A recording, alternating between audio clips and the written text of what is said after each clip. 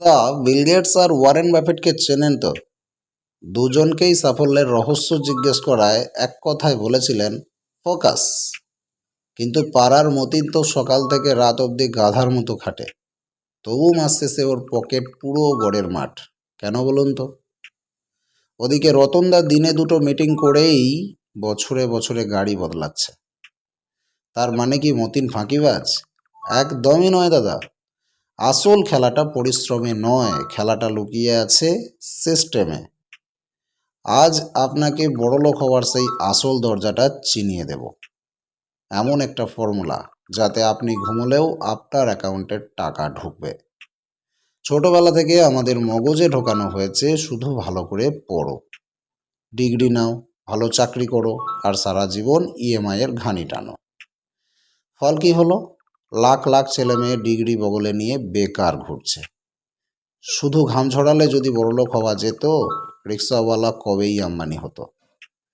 একজন রাজমিস্ত্রি 12 ঘন্টা ইট বয়ে সারাদিনে পায় মাত্র 500 টাকার কাছাকাছি।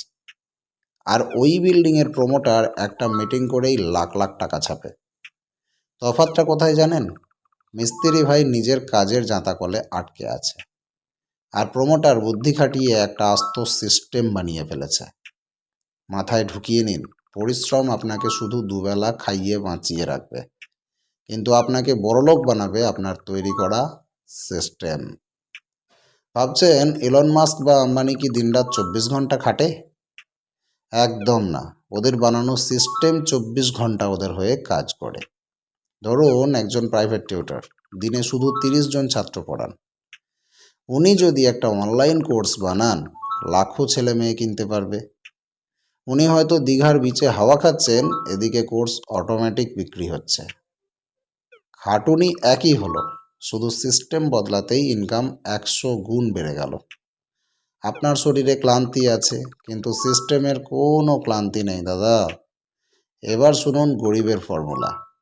পরিশ্রম গুণ নয়, সমান টাকা। মানে আপনি যতক্ষণ অন্যের হয়ে ঘাম ঝরাবেন ততটুকুই টাকা পাবেন। আর ধনীর ফর্মুলাটা হলো সিস্টেম গুণ স্কিল সমান পরিশ্রম। যেমন ধরুন একজন ইউটিউবার 4 ঘন্টা খেটে একটা ভিডিও বানালো। ভিডিও ভাইরাল হতেই ওই 4 ঘন্টার খাটুনি লাখ টাকা এনে দিল। গরিব মানুষ সময় বিক্রি করে, আর বুদ্ধিমান মানুষ সিস্টেম বিক্রি করে। এবার আপনিই ঠিক করুন, সারা জীবন গাধার মতো অন্যের হয়ে খাটবেন, নাকি এমন একটা সিস্টেম বানাবেন যেটা আপনার কেনা গোলাম হয়ে খাটবে। যারা হাত দিয়ে নয় মাথা দিয়ে কাজ করে তারাই দুনিয়া কাঁপায়। সফল লোকেদের কিন্তু সব বিষয়ে পাণ্ডিত্য থাকে না। ওদের কাছে এক্সপার্টদের সুইচ থাকে, দরকার পড়লে শুধু সুইচ টেপে। নিজে দৌড়াবেন না দাদা, আপনার সিস্টেমকে মাঠে দৌড়াতে দিন। চোখ বন্ধ করে ভাবুন, আপনার একটা ছোট্ট ডিজিটাল বিজনেস আছে। সকালে ঘুম থেকে উঠে দেখলেন ফোনে 50টা নতুন অর্ডার ঢুকেছে। খাটুনিটা আপনি শুধু একবারই দিয়েছিলেন, ওই সিস্টেমটা বানানোর সময়। কিন্তু এসব করতে গেলে একটা মস্ত বড় ভিলেন আটকে দাঁড়ায়। কি জানেন? ভয়। আমি ফেল করলে লোকে কি বলবে? আমার টাকা ডুবে যাবে না তো? এই একটা কি হবে, এটা ভেবেই 90% মানুষ জীবনে হেরে বসে আছে। ইলন মাস্ক যখন স্পেস এক্স বানান, নিজের সব টাকা ঢেলে দিয়েছিলেন। উনি ভেবেছিলেন সবচেয়ে খারাপ কি হবে?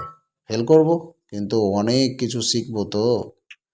যখনই ভয় পাবেন খাতায় লিখে ফেলুন সবচেয়ে খারাপ কি হতে পারে।